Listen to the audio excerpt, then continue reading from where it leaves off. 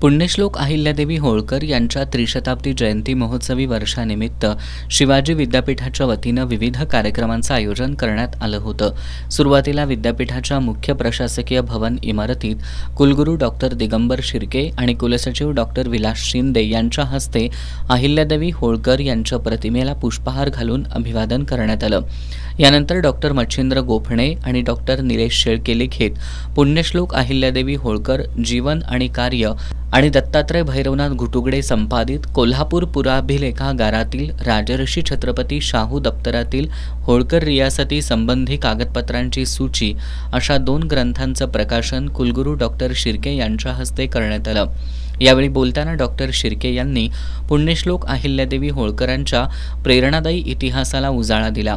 अहिल्याबाई होळकर यांचं समग्र कार्य हे केवळ ऐतिहासिक नसून आजच्या पिढीसाठी प्रेरणादायी असल्याचं त्यांनी सांगितलं.